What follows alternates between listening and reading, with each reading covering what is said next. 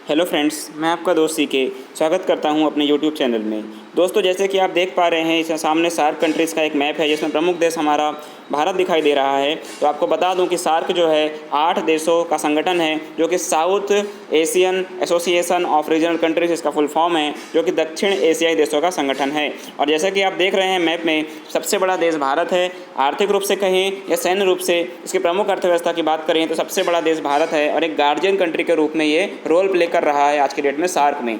लेकिन अब ये न्यूज़ में क्यों आया, इसका हिस्टोरिकल बैकग्राउंड क्या है, कैसे ये बना और कब इसकी स्थापना हुई, इसके बारे में जानेंगे। चलिए वीडियो स्टार्ट करते हैं सार्क के विषय में। तो सार्क जैसा कि आप देख रहे हैं, ये 8 देशों का संगठन है। आपको दिख रहा है अफगानिस्तान, पाकिस्तान, इंडिया, भूटान, नेपाल, बांग्लादेश, मालदीव और श्रीलंका, ये 8 देशों का समूह है। ठीक है दोस्तों, अब न्यूज़ में क्यों आया ये जान लेते हैं। जैसे कि आप सब जानते हैं कि 25 सितंबर 2021 को न्यूयॉर्क में सार्क देशों के विदेश मंत्रियों की बैठक होने वाली थी, लेकिन किसी कारण से इसको कैंसिल कर दिया गया।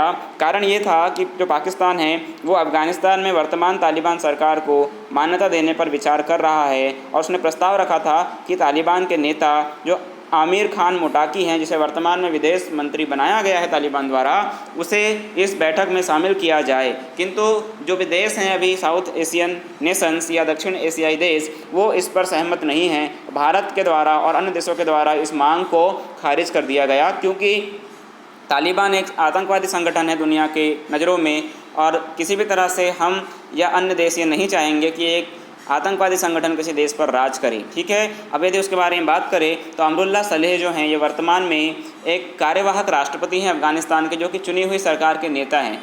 वहाँ के जो राष्ट्रपति थे अशरफ गनी, वो तालिबान के शासन के बाद देश छोड़ के भाग गए, और उसके बाद जो वहाँ के उपराष्ट्रपति थे अमरुल्लाह सलेह जी, वे वर्तमान में कार्यवाहक राष्ट्रपति का पद संभाल रहे हैं। वैसे तो तालिबान इनको मान्यता नहीं देता, लेकिन दुनिया की नज़रों में आज भी अमरुल्लाह सलेह जो है ये वहाँ के राष्ट्रपति हैं। ठीक है, चलिए आगे बढ़ते हैं, जान लेते हैं इसके विषय में। जैसे कि आप देख पा रहे हैं, ये प्रधानमंत्री इमरान खान की फ़ोटो है, जो कि आपको दिख रहा है यहाँ पर। इमरान खान जो है ये चाह रहा है कि किसी तरह से ये जो तालिबान है ये सार्क कंट्रीज़ में शामिल हो जाए, लेकिन इसके प्रस्ताव को लगभग सार्क के देश के सभी ग्रुप, सभी मेंबर्स ने मना कर दिया है, और इसी कारण इस मीटिंग को रद्द कर दिया गया। दोस्तों चलिए आगे बढ़ते हैं, थोड़ा सा जान लेते हैं सार्क कंट्री के बारे में, सार्क देश का जो हिस्टोरिकल बैकग्राउंड है। जैसा कि आप जानते हैं कि स्थापना जो है सार्क की वो 8 दिसंबर 1985 में हुई थी। इसका वर्तमान मुख्यालय नेपाल की राजधानी काठमांडू में है। ठीक है, इसके मेंबर्स, इसके मैंने पहले ही बताया आपको, भारत है, पाकिस्तान है, अफगानिस्तान है, नेपाल, भूटान, श्रीलंका, बांग्लादेश और मालदीव हैं। इसके वर्तमान महानिदेशक, जिसे डायरेक्टर जनरल बोलते हैं, उनका नाम है इसाला रुआन विराकुन, जो कि श्रीलंका के एक नागरिक हैं।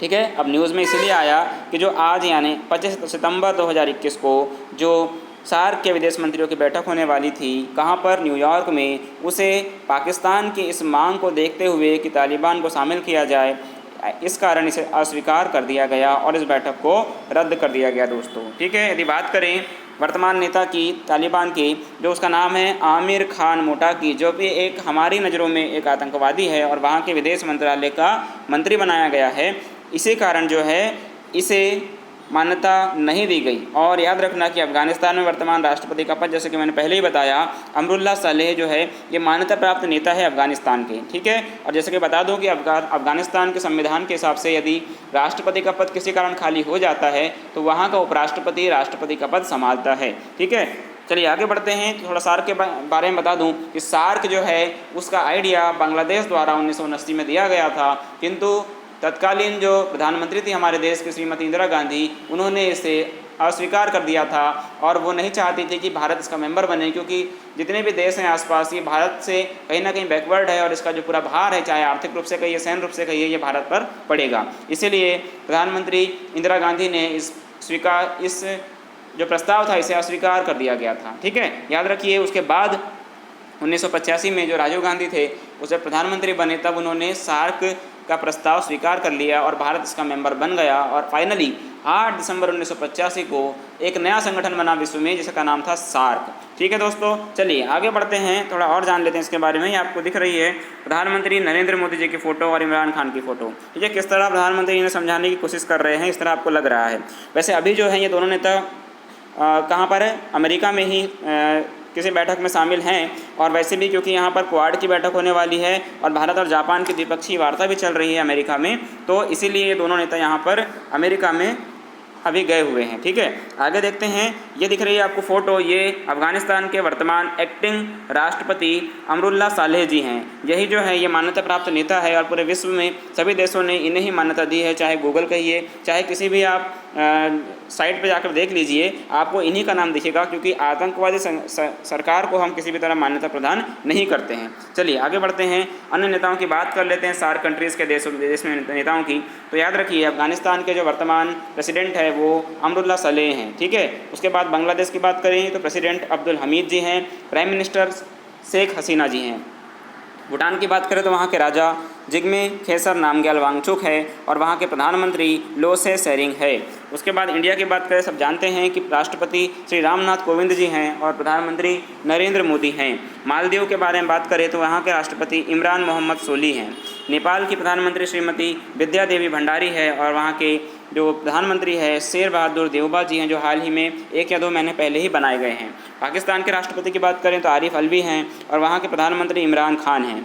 श्रीलंका के बारे में बात करें तो वहाँ के राष्ट्रपति गोतबाया राजपक्षे हैं और महिंदा राजपक्षे वहाँ के प्रधानमंत्री हैं, जो कि दोनों सगे भाई हैं। ठीक है दोस्तों, तो ये थी आसियान के विषय में हिस्टोरिकल बैकग्राउंड, वो न्यूज़ में क्यों आया, कब उनकी बैठक होने वाली थी, क्यों उसे रद्द कर दिया गया, इन सभी सवालों का जवाब मैंने आपको दे दिया। ठीक है दोस्तों, हमारे लेक्चर सुनने के लिए थैंक यू।